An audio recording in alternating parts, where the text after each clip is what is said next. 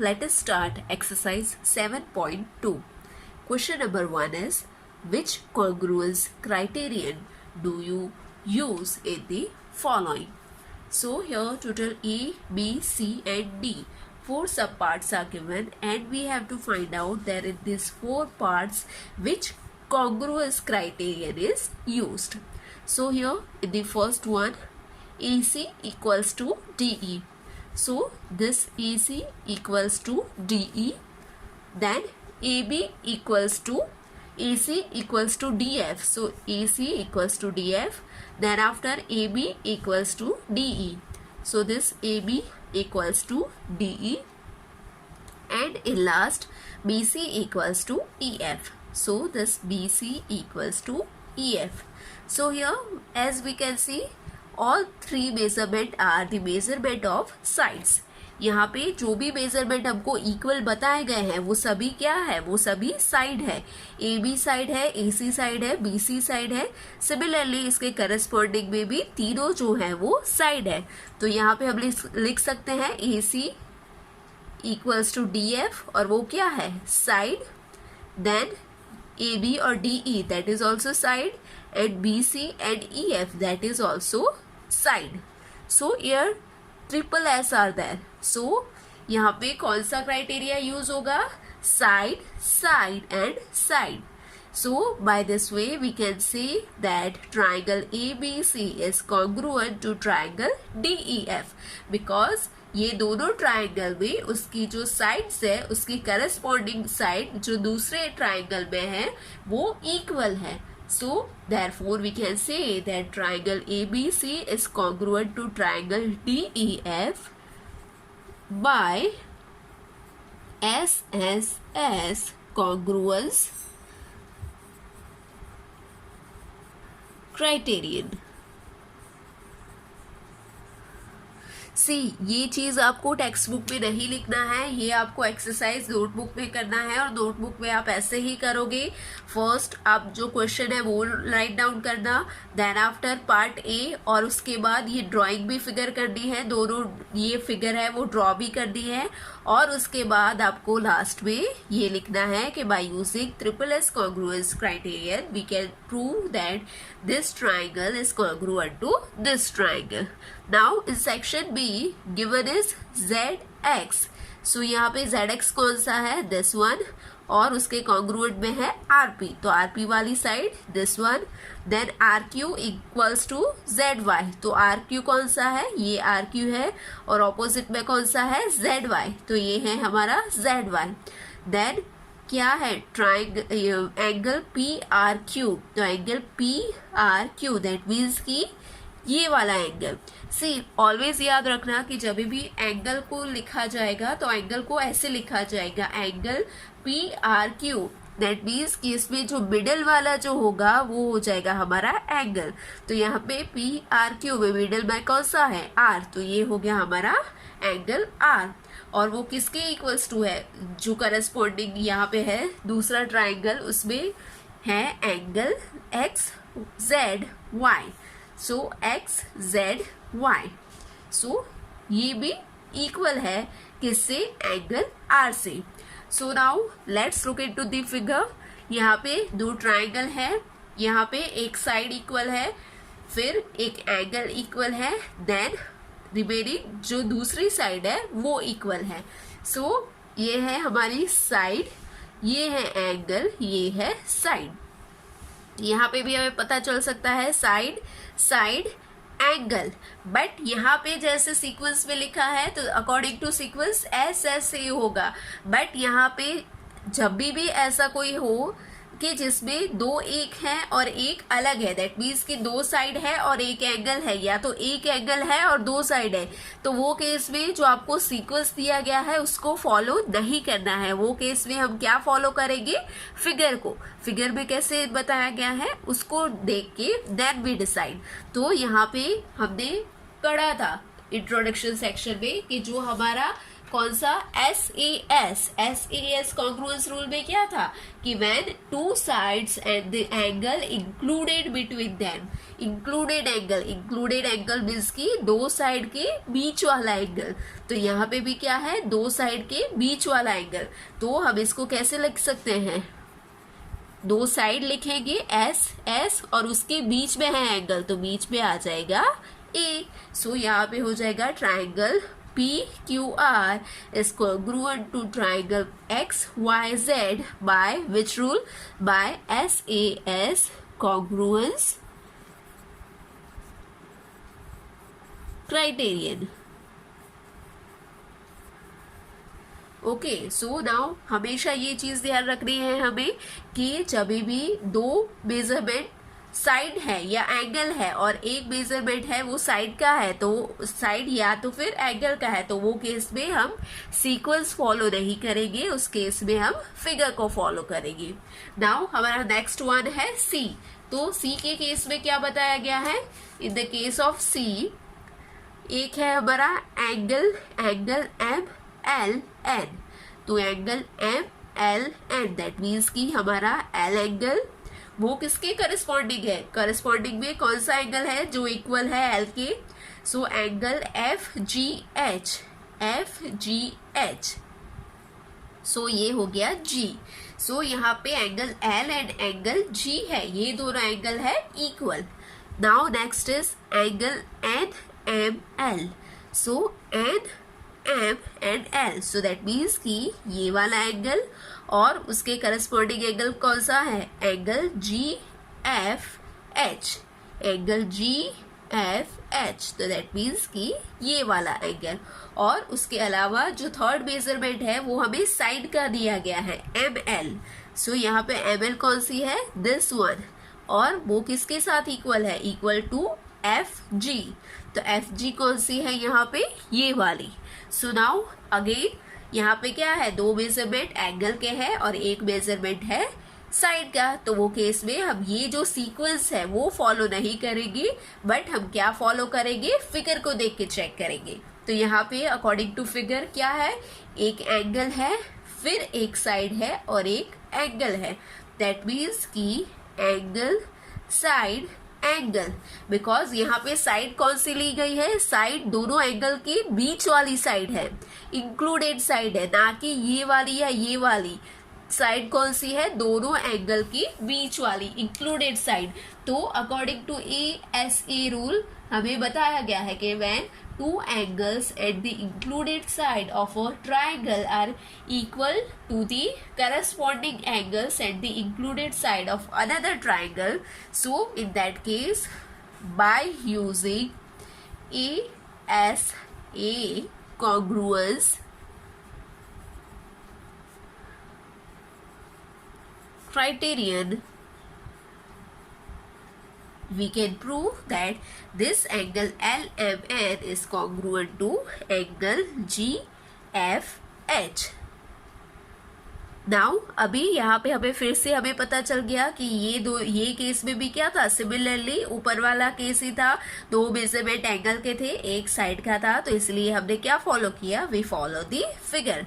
Now last one is D, EB equals to DB, so here EB equals to DB, okay ये दोनों equal है, then AE equals to BC, this AE equals to this BC, and angle A equals to angle C equals to 90 degree, that means कि angle A and angle C both angles are 90 degree angle।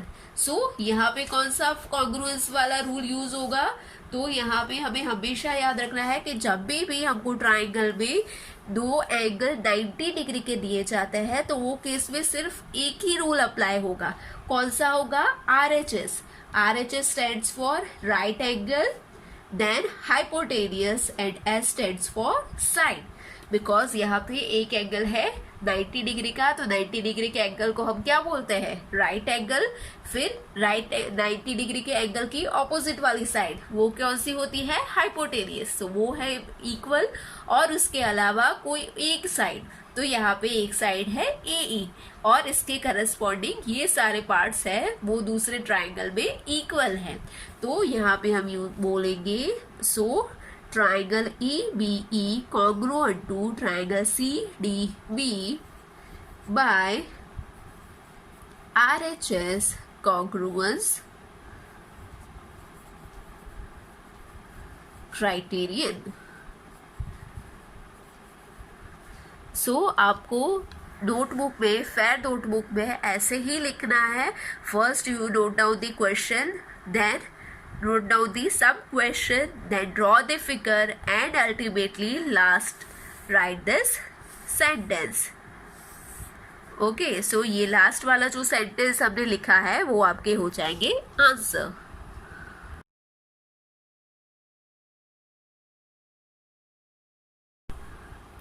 Now question number 2 is you want to show that triangle ART congruent to triangle PEN। So triangle कौन सा है, ART, that is congruent to PEN। ये दोनों triangle को हमें congruent prove करना है। तो यहाँ पे सब क्वेश्चन गिवन है। First one is if you have to use SSS criterion then you need to show.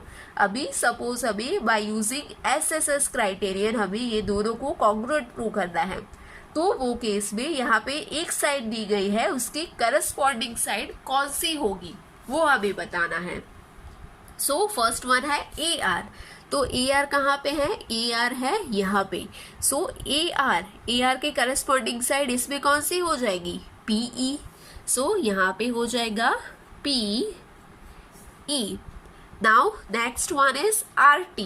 तो RT कहाँ पे है, यहाँ पे है।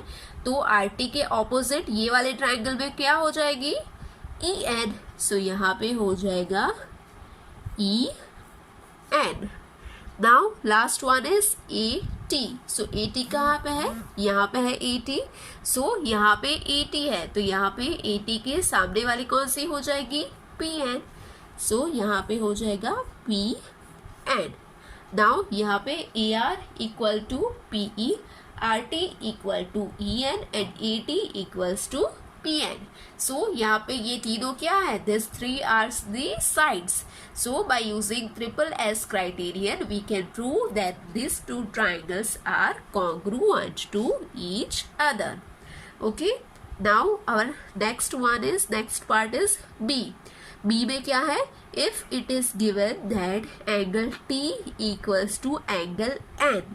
तो यहाँ पे एंगल T है, angle T equal to angle N that is given and you are to use SAS criterion। So you need to have, now यहाँ पे हमें बताया गया है ये दोनों एंगल है वो इक्वल है और हमें यूज कौन सा करना है, SAS क्राइटेरियन। तो SAS में एंगल कहाँ पे आ रहा है, बीच में आ रहा है। तो यहाँ पे एंगल जो है ये भी कहाँ पे है, यहाँ पे है। तो दैट मीन्स कि ये एंगल को हमें बीच में लाना है और इसकी दोनों ऊपर और नीचे दोनों वाली साइड को हमें लेना है। सो यहाँ पे है RT। तो RT कौन सी है, ये वाली है। तो RT के करस्पॉन्डिंग कौन सी साइड हो जाएगी, यहाँ पे EN। सो यहाँ पे हो जाएगा RT equals to EN। Similarly ये हो गई T की ये वाली साइड। अभी T की ऊपर वाली साइड तो वो कौन सी है, PN। यहाँ पे N के ऊपर वाली है PN। तो यहाँ पे T के ऊपर वाली कौन सी हो जाएगी, यहाँ पे है PN। तो यहाँ पे हो जाएगा AT। सो यहाँ पे हो जाएगा AT।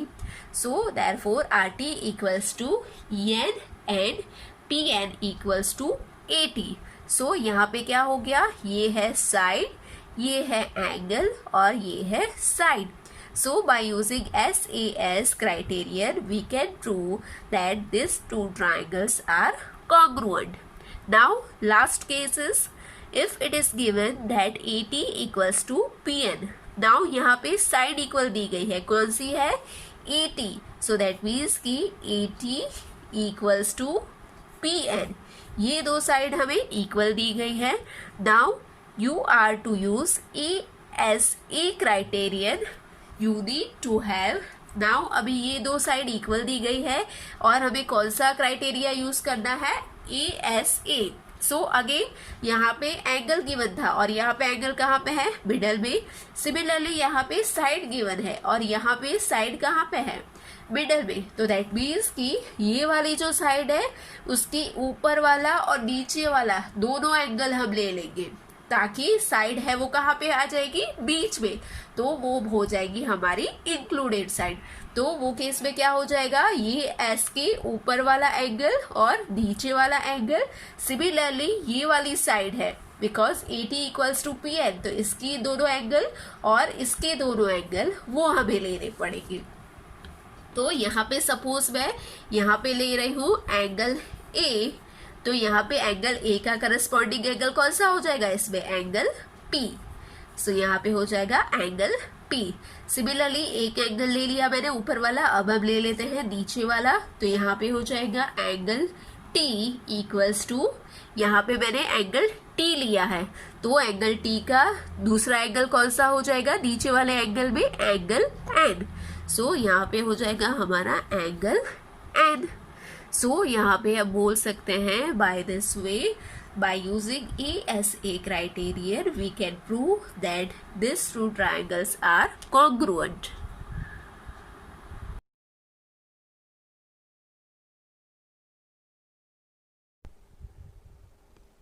Question number 3 is, you have to show that triangle AMP congruent to triangle AMQ. Now here triangle AMP, so triangle AMP that means कि ये वाला triangle and another one is triangle AMQ, so AMQ that means कि ये वाला triangle. So basically हमें क्या करना है, हमें ये दोनों triangle को congruent prove करना है। but हम कैसे prove करेंगे, so by using any congruence criteria। कौन कौन से congruence criteria थे, SSS, ASA, SAS, RHS, these are the 4 different criteria to prove the congruence।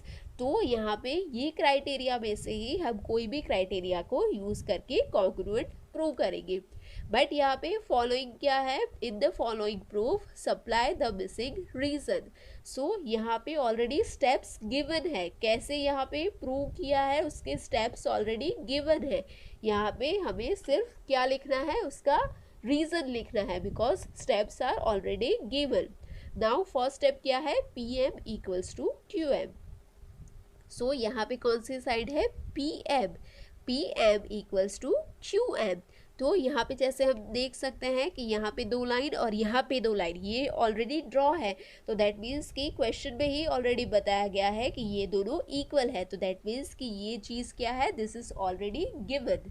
सो यहाँ पे हम रीजन में लिख देंगे given, because this is already given. यहाँ पे ऑलरेडी 2 एरो करके ये दोनों को इक्वल बताया गया है। Now second step is angle P M A.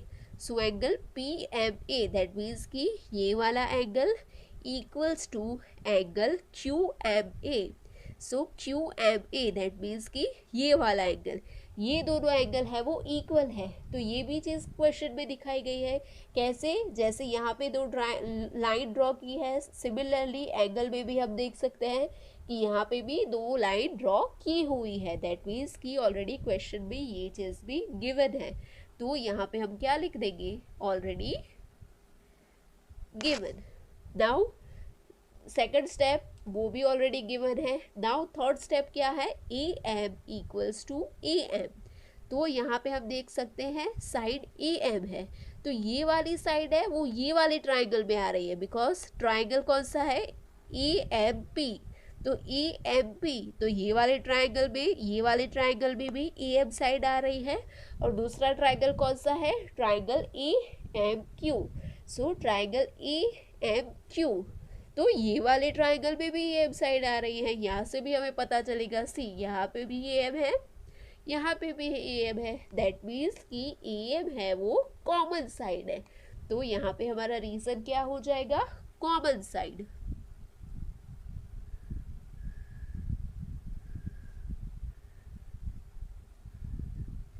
सो ये हो गया हमारा रीज़न कॉमन साइड। आपको यहाँ पे बॉक्स, मैं टेक्स्ट बुक में ही बता रही हूँ आंसर, तो बॉक्स छोटा है, बट आपको ये अल्टीमेटली क्या करना है, you have to draw it in your fan notebook. तो आप कैसे करोगे, फैन नोटबुक में ये वाला पोर्शन है रीज़न का वो बड़ा बनाना, और ये कॉमन साइड है वो बॉक्स के अंदर ही लिखना। राइट नाउ ये क्या हो गई हमारी कॉमन साइड।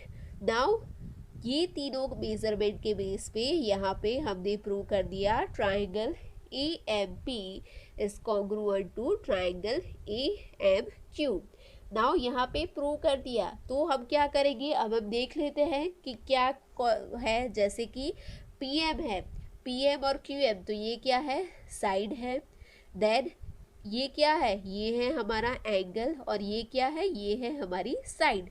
बट मैंने आपको प्रीवियस क्वेश्चन में भी बोला था कि जब भी दो मेजरमेंट साइड है और एक एंगल है, या तो दो मेजरमेंट एंगल है और एक साइड है, तो वो केस में हम क्या करेंगे, जो सीक्वेंस है वो फॉलो नहीं करेंगे। हम क्या करेंगे, हम ये जो हमारा फिगर है वो देखेंगे। तो यहाँ पे फिगर में भी क्या दिखाई दे रहा है कि एक साइड है, एक एंगल है, और उसके बाद एक साइड है। सो दैट मीन्स कि साइड, एंगल एंड साइड। सो कौन सा कॉन्ग्रुएंस का क्राइटेरिया यूज होगा, SAS। So by using SAS criteria we can prove that triangle AMP is congruent to triangle AMQ। तो यहाँ पे हो जाएगा, यहाँ पे हो जाएगा बाय कौन सा क्राइटेरिया यूज किया हमने, SAS congruence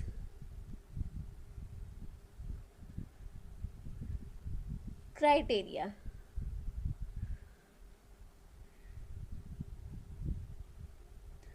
नाउ अगेन आपको ये चीज़ बाय SAS कॉन्ग्रुएंस क्राइटेरियन, ये चीज़ आपको कहाँ पे लिखनी है, ये चीज़ आपको लिखनी है ये बॉक्स में।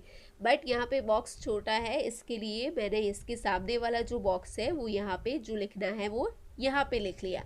सो दैट मीन्स कि आपको ये चीज़ कहाँ पे लिखनी है, ये चीज़ आपको लिखनी है दिस बॉक्स में। So ultimately we prove that this two triangles are congruent by using SAS congruence criterion।